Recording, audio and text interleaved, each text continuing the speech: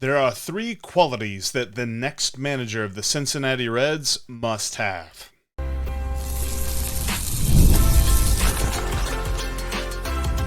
You are Locked On Reds, your daily Cincinnati Reds podcast, part of the Locked On Podcast Network, your team every day. Welcome into Locked On Reds. My name is Jeff Carr, and I am a lifelong Cincinnati Reds fan, and I've taken my passion and my love for this team and turned it into information for you here on the Locked On Reds podcast every single day, every single week, all year long, in season, out of seasons, preseason, all the seasons. We're talking Reds for at least 30 minutes here every single day because we're part of the Locked On Podcast Network, your team every single day. I want to thank you for joining me here today because coming up on today's show, we are going to look at TJ Friedl and the thing that he did that some folks are calling controversial in a Reds loss on Wednesday. And look, I don't think it's controversial at all, and I'll explain why a little bit later on.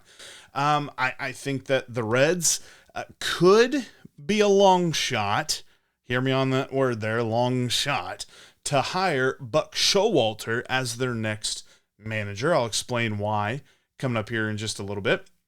But I want to start first with the three qualities, the three non-negotiables that the next manager must have for your Cincinnati Reds. That's all coming up on today's episode that is brought to you by Booking.com. Booking.yeah.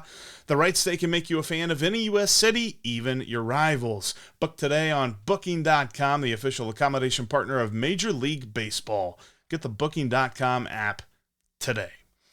And where we'll begin today is looking at the three qualities, the three non-negotiables, the must-haves that the next manager must have for your Cincinnati Reds, because the next manager must promote accountability within the locker room.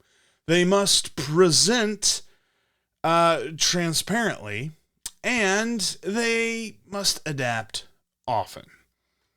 Some of these, in fact, all three of these, honestly, probably seems like a duh. Like, seriously, we got to say this? But yes, consider who David Bell was. David Bell never really showed a whole lot of accountability, at least not outwardly. Maybe there was some behind the scenes, but quite frankly, the production on the field never showed it. You know it, I know it. As much as we watched this team, we saw the same errors, the same base running blunders, the same bonehead plays in April, May, June, July, August, September. And they never really stopped. It felt like something wasn't getting there. And I did find it interesting. I remember in the Nick Krall press conference that we talked about a couple of episodes ago, that Nick Krall was asked, was the message just not getting through? And he's like, I don't think it was that. I think it was just inconsistencies. And the more that he talked, the more that it was pulled out of him. Kind of felt like accountability was not a thing. That, at least not a prevalent feeling amongst Reds players. Jonathan India has said that. Tyler Stevenson has said that in different interviews that they have now had. And I find that intriguing. And Elly Cruz and Hunter Greene as well have all said that. It's a little bit of a buzzword around the Reds these days. So maybe that's probably the first thing they're looking for in their next manager. And look, as much as we watch this team and as much as we see this talent, we know that there are some things they've got to do to get better, and accountability feels like kind of a thing that's going to bring it all into focus. I think that there was a feeling amongst most players that there was a comfortability, and maybe they were too comfortable. There's all kinds of things in life, and I go to church. I don't know if you go to church or not, or if you've seen a motivational speaker or whatever.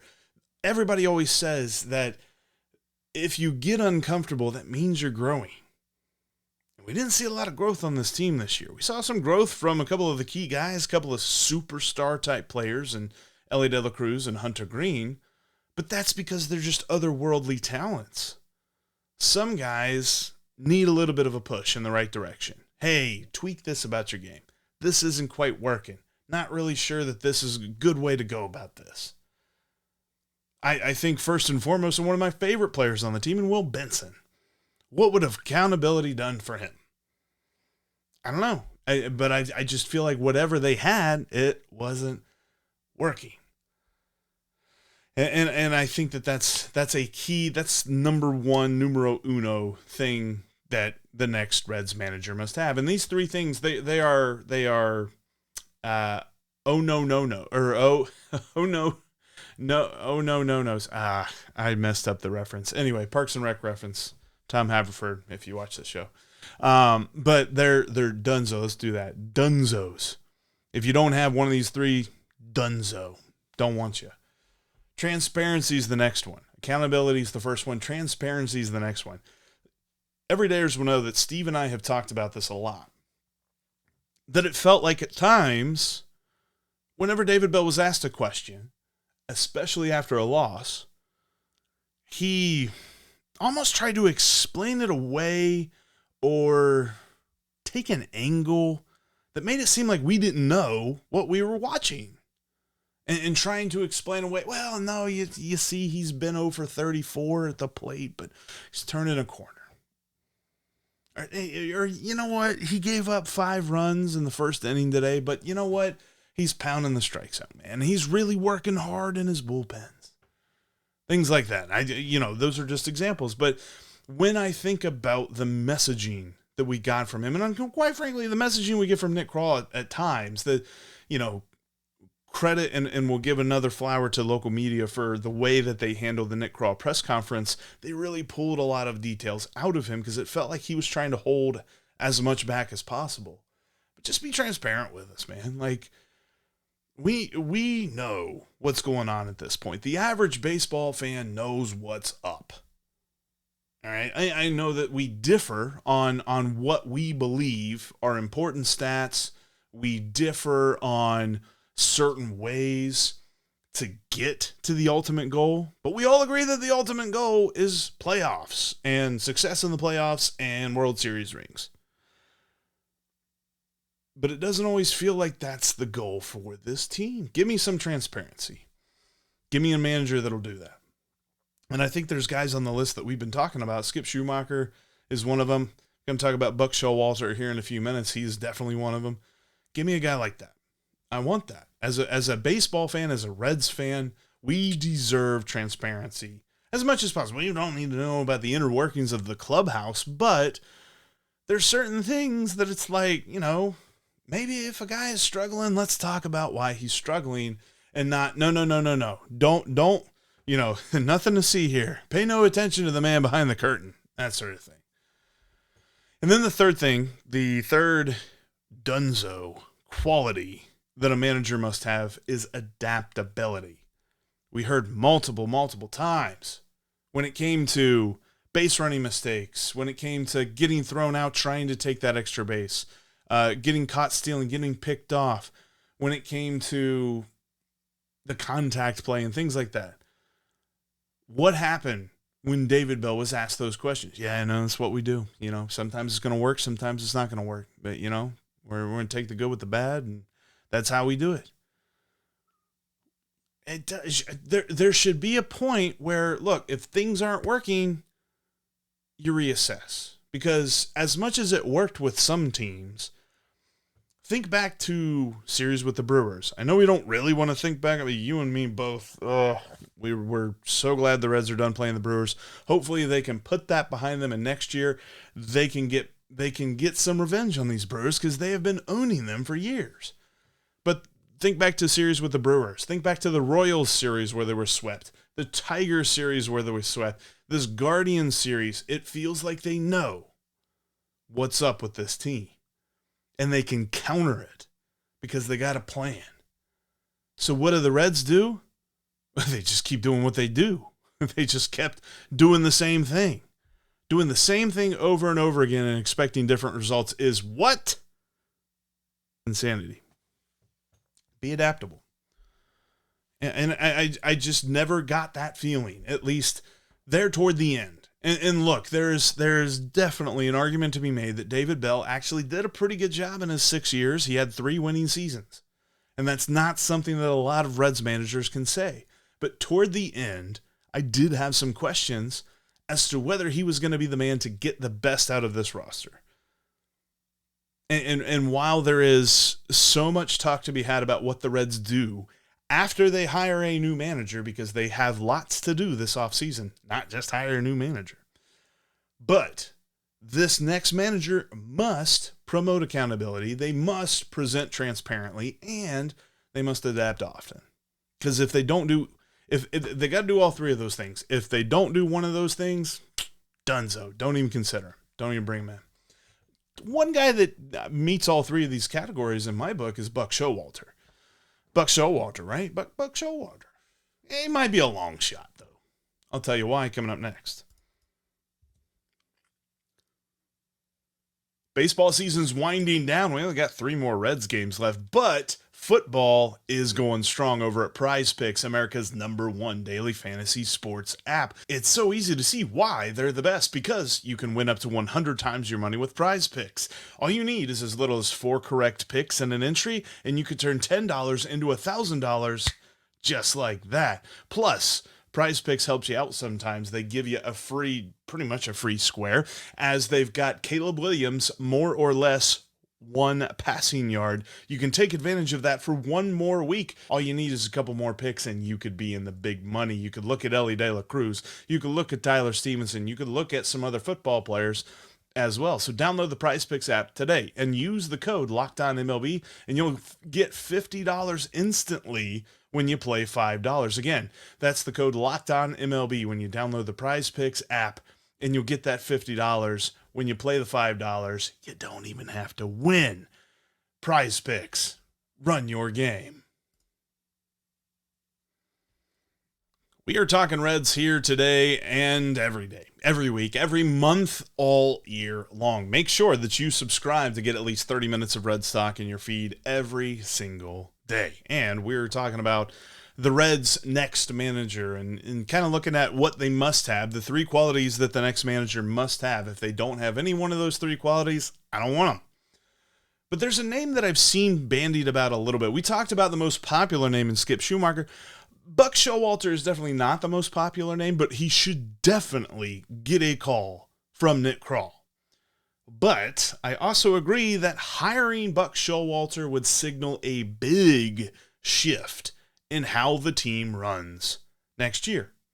We talked about it a little bit with the firing of David Bell, where, and Steve brought this up, where it's like, if you look back to the way that the Reds developed their pitching staff, the way that the Reds had like a director of pitching, it wasn't Derek Johnson at first, it was Kyle Bodie.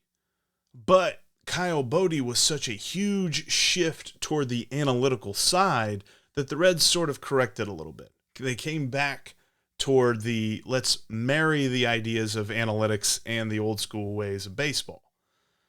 So I think that they might be looking to do that with this managerial hire.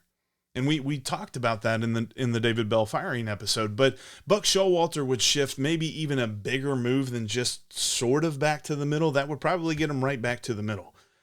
I'll tell you why. I got some thoughts on that, but let's lay it out here, because Buck Showalter is a name that if you are a baseball fan of just about any age, you've heard that name. He has managed for a long time, 22 years as a manager, multiple different teams, started with the Yankees. His last stint was with the Mets. He was with the Orioles for a while as well. He's been around a while, and 1,727 wins, 1,665 losses. So he's a winning manager, as it were. Now, he's a guy that gets to the playoffs every so often. In those 22 years, he made the playoffs 6 times. He's advanced to the league championship series just once. It was with the 2014 Orioles, but they were swept by the Royals in that year. So he's a guy that, he's enjoyed some regular season success. He's enjoyed a smidge of postseason success, and he's had so much experience. But if the Reds were to hire him, it would mean that they have shifted back to a more traditional organizational model. Not to say that they'd be shunning analytics or anything like that, but consider now how it seems this entire season has gone from an organizational standpoint. It feels as though the lineup, and we've talked about this before, is a group effort. It's not just the manager making the call. In fact, the manager has input, but I don't even think he has final say. You had Jeff Pickler, who he was also let go, which I think also signals the shift in philosophy for the Reds next year. But you had him as a big part of the decision-making. Hitting coach Joel McKeithen is a part of the decision-making. All this other stuff goes into the lineup. It wasn't just David Bell making those decisions. If Buck Showalter's coming in, he's the guy making that decision. Guy who's a 22-year veteran manager is not going to walk into a situation where the front office dictates to him what he should do. In fact, I've been watching some different clips and things like that of Buck Showalter press conferences and interviews and kind of hearing how he talks. And a lot of the things that he had to say was like, look, there are things that the manager knows better, but there are things that the general manager knows better. And what the general manager knows better, he should have a hand in, or he should handle. And what the manager knows better, he should handle. So there will go back to being that separation where, there is collaboration, but not to the extent that we saw in these past couple of years. Kind of felt like these past couple of years, Nick Kroll was like very much, and Brad Metter as well, was very much in the everyday decision-making of what the roster looks like, what the lineup looks like, how the bullpen moves, how long starting pitchers went, things like that. And while some of that might have been a good thing, I feel like some of it was a little detrimental too. It wasn't a perfect system, and it was not the way that they used to run. I mean, Dusty Baker was not running a baseball team that way. And you could argue maybe that a shift back to somewhat of that philosophy, not saying that Dusty Baker was a perfect lineup guy by any stretch, but knowing that if you were to bring in a guy like Buck Showalter, who has the experience, who knows how to get a team there, and he said this, and this was kind of a great thing, in his final year in New York, last year, 2023, he was asked midway through the season, they were talking about, the Mets were underperforming. It was starting to look like the playoffs might be a little bit out of their reach. And so he was asked, he was just like, a reporter asked him, outside of making the playoffs, what does a successful season look like for your team? I don't, my mind doesn't go there. I just, I know what our job description is, to be one of the teams that gets a chance to roll the dice in October. And that's still a possibility. So that's what we're going after. That's awesome. And I think we took for granted a little bit because what David Bell would say. Well, we're going to go out there and compete. We're going to compete every day. Something to that effect, right? We're going to get better every day. We're going to turn a corner soon, blah, blah, blah, blah, blah. Buck Showalter said the thing. He was like, no, we don't think about that. The whole point of this is to make the playoffs, period. The whole point of the 162 is to get into October. We ain't worried about anything else. If you didn't do that, you didn't have a good year. That's what I want to see in our manager. That's that transparency I was talking about. And every manager should be saying that, but David Bell was not a guy that said that. And I don't know if it was for fear of stepping on toes or whatever. But Buck Showalter's not worried about that.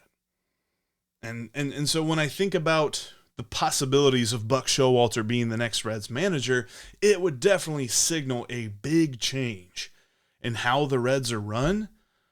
But I think it would be a welcome change. I don't know. I'm still not to the point. And I said this after we talked about Skip Schumacher. But I still haven't talked myself into any one candidate. I will say this. I will tell you on tomorrow's podcast who I'm not looking at. Who I either... There's two different categories that we're going to be talking about on tomorrow's podcast. The managers who I don't think will be here. And candidates that I've seen that I don't want at all. I don't want to see these names come, across the across the bottom line on ESPN saying, yep, this is who the new managers. Nope. We'll talk about that on tomorrow's podcast, though. But Buck Showalter would be a name that I would be very intrigued to see. Shifting gears a little bit, though, because the Reds did finish up their series with the Cleveland Guardians last night, and TJ Friedl did something that is seen by some people as controversial, but not by me. I'll tell you why coming up next. This episode of Locked On Reds is brought to you by Booking.com.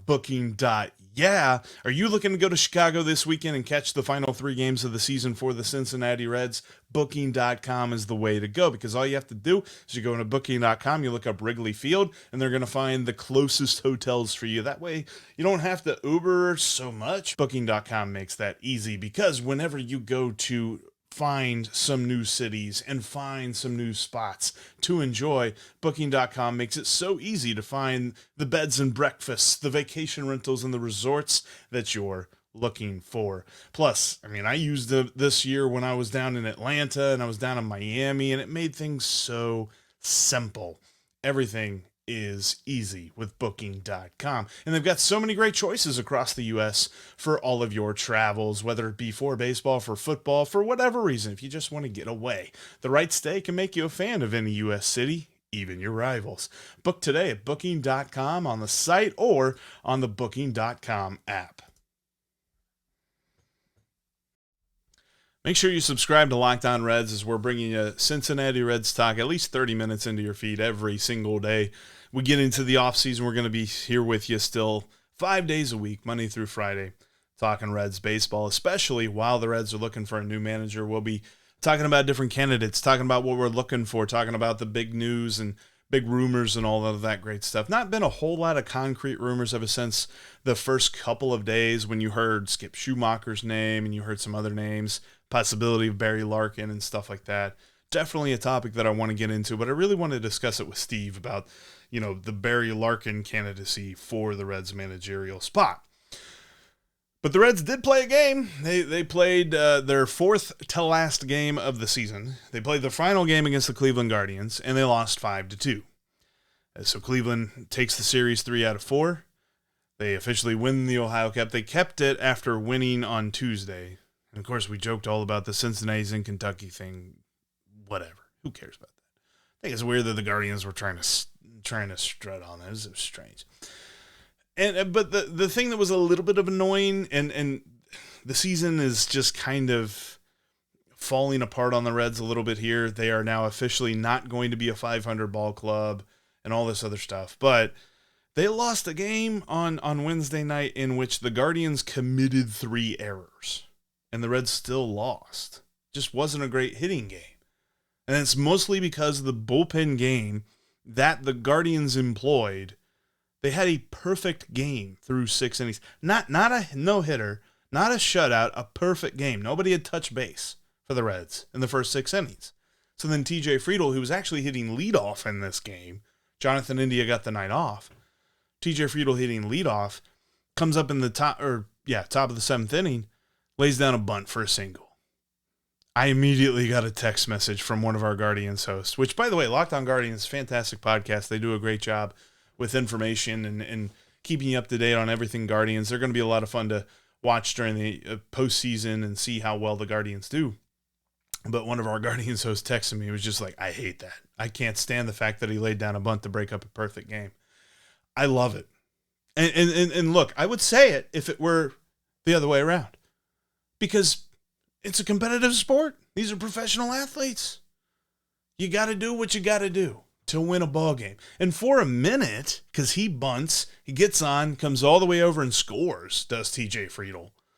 This turned out to be a huge play to at least keep the Reds in the ball game. And they eventually tied it.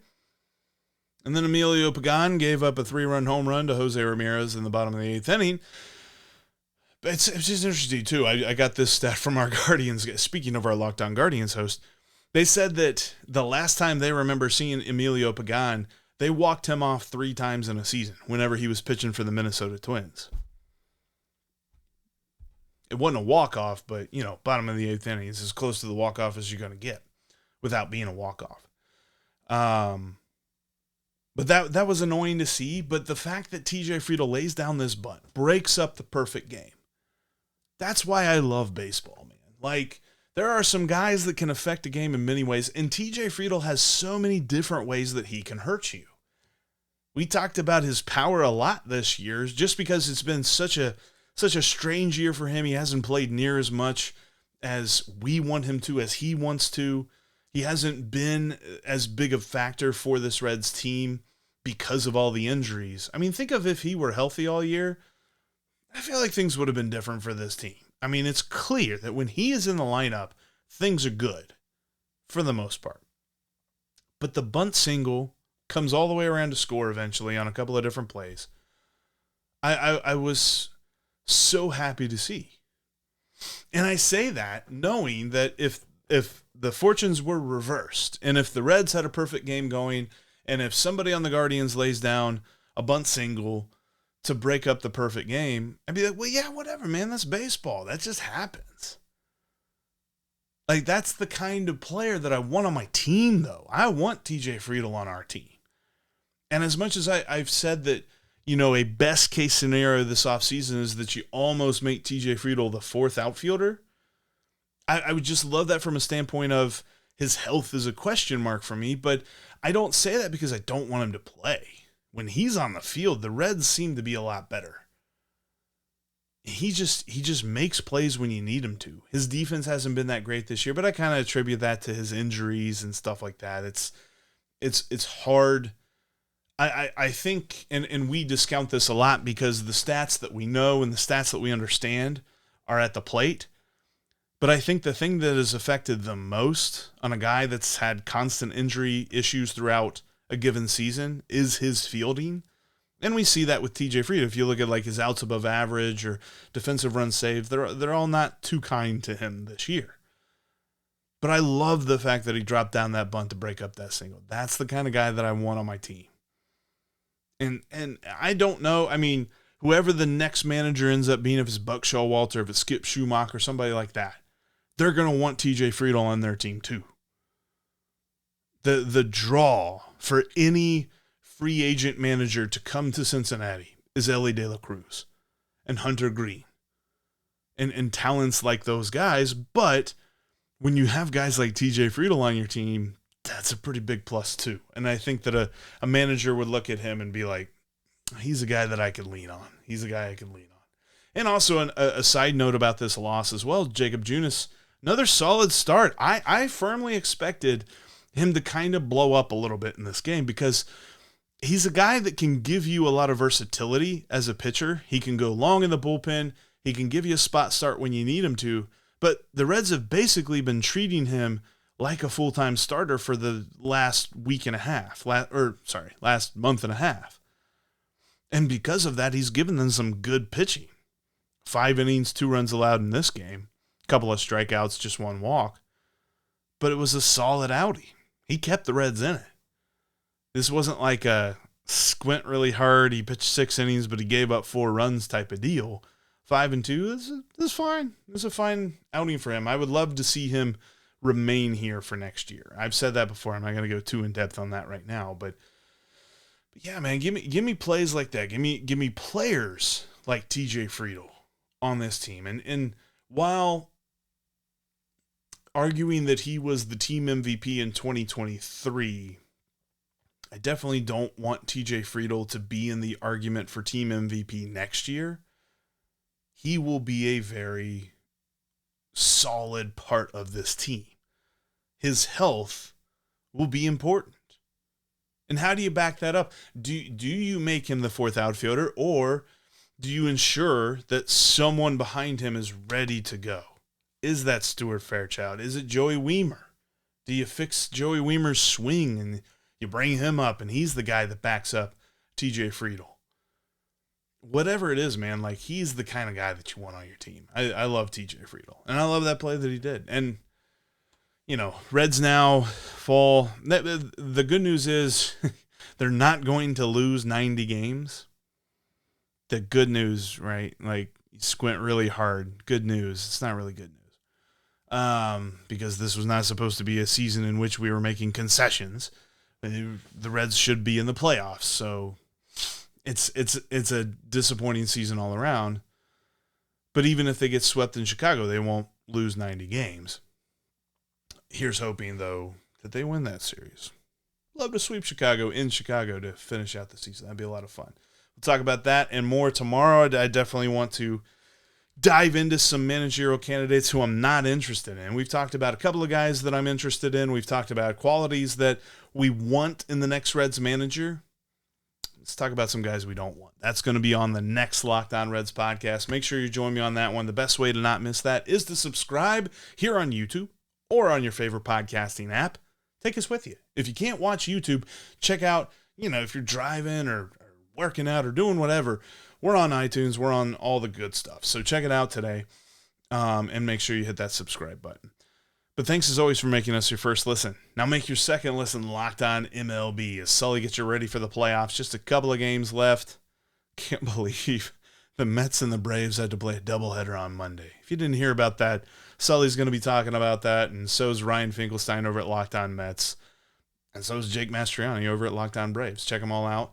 But the link to Locked On MLB will be in the description of today's episode. But thanks always, again, because Locked On MLB, Locked On Reds, we're all part of the Locked On Podcast Network, your team, every single day. And you can always trust that we will be Locked On Reds every single day.